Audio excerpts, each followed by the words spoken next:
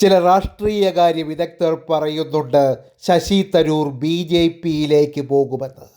എന്നാൽ ശശി തരൂർ പറഞ്ഞിട്ടുള്ളത് താൻ BJPയിലേക്കില്ല എന്നാണ്.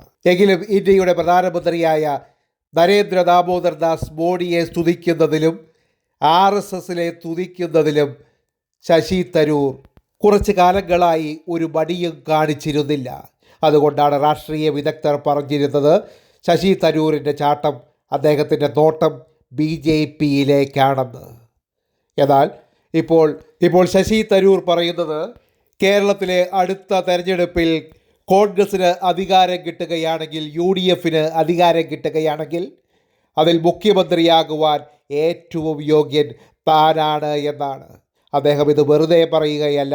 ഒരു സ്വകാര്യ ഏജൻസി നടത്തിയ കേരള വോട്ട് വെബ് എന്ന ഏജൻസി നടത്തിയ ഓൺലൈൻ സർവേ ഫലത്തിൻ്റെ അടിസ്ഥാനത്തിലാണ് ശശി തരൂർ ഇങ്ങനെ അഭിപ്രായപ്പെട്ടിട്ടുള്ളത്.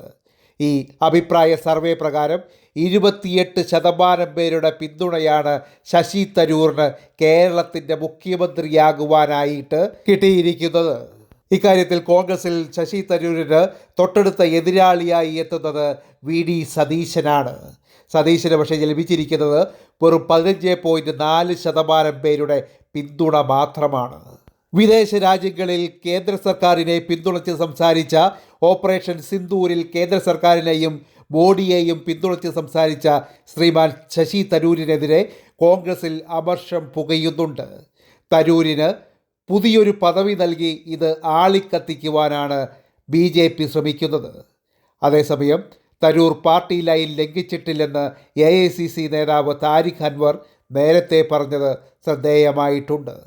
പക്ഷേ വിദേശകാര്യങ്ങളിൽ തൽപരനായ ശശി തരൂർ കേന്ദ്ര സർക്കാരിൻ്റെ വിദേശകാര്യ വകുപ്പിൻ്റെ പദവികൾ എന്തെങ്കിലും ലഭിക്കുകയാണെങ്കിൽ അത് നിരസിക്കില്ല എന്ന് തന്നെയാണ് BJP പ്രതീക്ഷിക്കുന്നത്. ആ രീതിയിൽ ശശി തരൂരിനെ BJPയിലേക്ക് അടുപ്പിക്കുവാൻ തന്നെയായിരിക്കും കേന്ദ്ര സർക്കാരിൻ്റെ നീക്കം. അതിനിടയിലാണ് BJPയെയും വെട്ടിലാക്കിക്കൊണ്ട് ശ്രീമാൻ ശശി തരൂർ ഈ സർവേ ഫലമായി രംഗത്ത് വന്നത്. കേരളം ഭരിക്കുവാൻ ഏറ്റവും യോഗ്യൻ ശശി തരൂർ തന്നെയാണോ? എന്താണ് നിങ്ങളുടെ അഭിപ്രായം? അദ്ദേഹത്തിന് കൊടുക്കേണ്ട ഒരു തവണ മുഖ്യമന്ത്രി സ്ഥാനം എന്താണ് നിങ്ങളുടെ അഭിപ്രായം? കമൻറ്റായി രേഖപ്പെടുത്തണേ. നന്ദി, താങ്ക് യു, നമസ്കാരം.